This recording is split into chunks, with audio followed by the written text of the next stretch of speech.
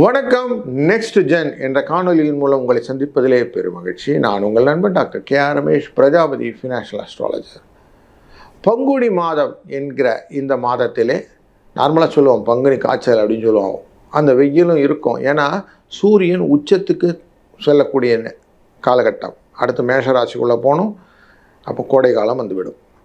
அப்படிப்பட்ட நேரத்தில் பங்குனியிலே சனி பகவானும் சுக்கிர பகவானும் உச்சத்தில் இருக்கக்கூடிய காலங்களிலே மீன ராசியில் உட்கார்றார்.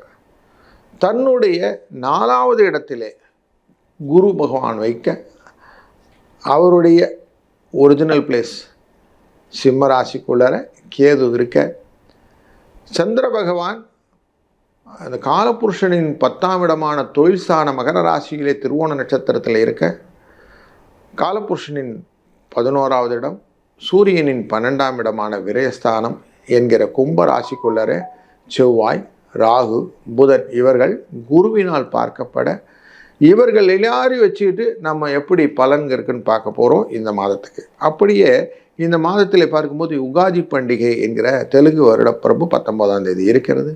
அது மட்டுமல்ல, விசேஷமான சர்வ அமாவாசையும் 18ஆம் தேதி வருகிறது. சங்கடஹர சதுர்த்தியும் வருகிறது. ஐயப்பனுக்கு உகந்த பங்குனி உத்திரம் ஏப்ரல் 1ஆம் தேதி வருகிறது. இப்படி நல்ல காலகட்டங்கள் இருக்க இந்த மாதத்திலே நம்ம எப்படி ஒரு ராசிக்கும் பலன் இருக்குன்னு தொடர்ந்து காண்போம். வாருங்கள். கும்பராசி நண்பர்களே, நீங்கள் எவ்வளவு தூரம் மனசுக்குள்ள எல்லா ரகசியங்களும் வைத்திருந்தாலும் சிலதெல்லாம் வெளியில் ரீக் அவுட் ஆகிறதுக்கு கான்செப்ட் என்னென்னா, உங்கள்கிட்ட ரொம்ப திக்காக இருக்கக்கூடிய ஃப்ரெண்ட்ஸ் அப்படிங்கிறவங்க தான் உங்கள் ரகசியத்தை வெளியில் அப்படியே அமுச்சு விட்டுறாங்க.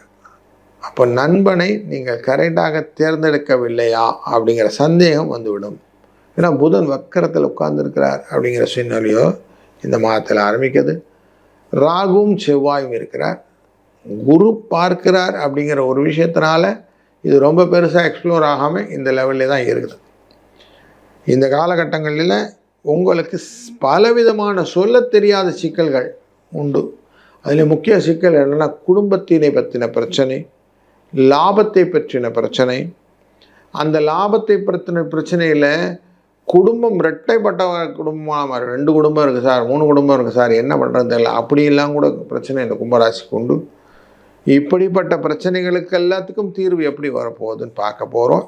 தொடர்ந்து 7ஆம் இடத்துக்குரிய சிம்மராசிக்குரிய சூரிய பகவான் குடும்ப தன வாக்குஸ்தானத்துக்குள்ளே வந்து உட்கார்றார். இப்படி அவர் வந்து உட்கார்ந்த உடனே அங்கே சனி பகவானும் சுக்கிர பகவானும் சேர்ந்து உட்கார்ந்துருக்கிறாங்க. இப்போ இந்த மூவர் அணி அப்படின்னு சொல்லக்கூடியது இந்த 2ஆம் இடமான குடும்பத்துக்குள்ளே உட்காரும்போது சொல்லத்துக்கு தெரியாத கவலை, மனக்கவலை எவ்வளோ இருக்கும். என்னன்னு சொல்கிறது, ஒரு கவலையாக இல்லையா.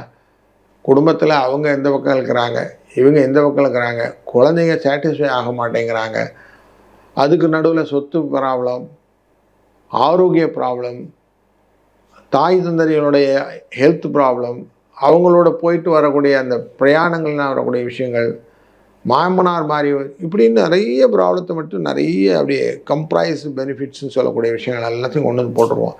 இதனுடைய ஒரு இல்லைன்னா இதில் 2 லூப் மாதிரி போயிட்டே இருக்கும். அதுபோல் சனி பகவான் 2ஆம் இடத்துல உட்கார். இவரும் இந்த ஆரோக்கிய ரிலேட்டடான விஷயத்தெல்லாம் நிறைய டியூன் பண்ணுவார். கண் பிரச்சனை, பல் பிரச்சனை, எலும்பு பிரச்சனை, முட்டி பிரச்சனை, கால் பிரச்சனை, ஏகப்பட்ட பிரச்சனைகள். அப்போ என்னதான் சார் தீர்வு, எதான் எல்லாமே பிரச்சனையாக இருக்குன்னு தெரியுமே, ஏதாவது சொல்யூஷன் கொடுங்க அப்படின்னா, 2ஆம் இடத்துல சுக்கிரன் உட்கார போகிறார். அவர் 3ஆம் இடத்துக்கும் போவார். இந்த சுக்கிரன் தான் உங்களுக்கு தீர்வு. அவரை கரெக்டாக பிடிச்சிக்கணும். இந்த மாதம் ஃபுல்லாக சுக்கிரனை கரெக்டாக பிடிச்சிக்கிட்டீங்கன்னா ஜெயிச்சு போடலாம்.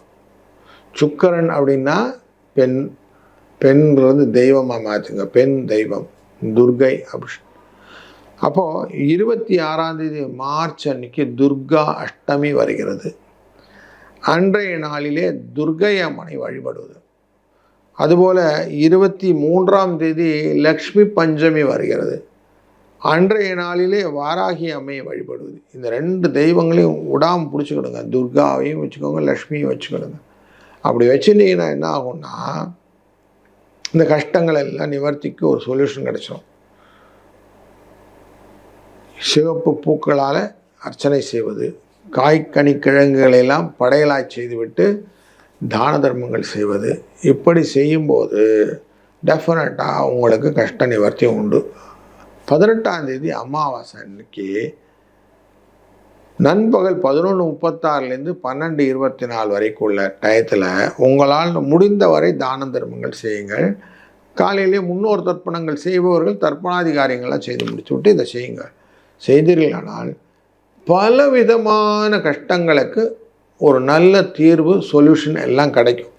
அதனால் இதை அவசியம் மனதில் வைத்து கொண்டு 11:36 12:24 என்கிற இந்த நாழிகைக்குள்ள பிரம்ம முகூர்த்தம், அப்படி முகூர்த்தத்தை ஃபிக்ஸ் பண்ணி கொடுப்போம் நம்ம.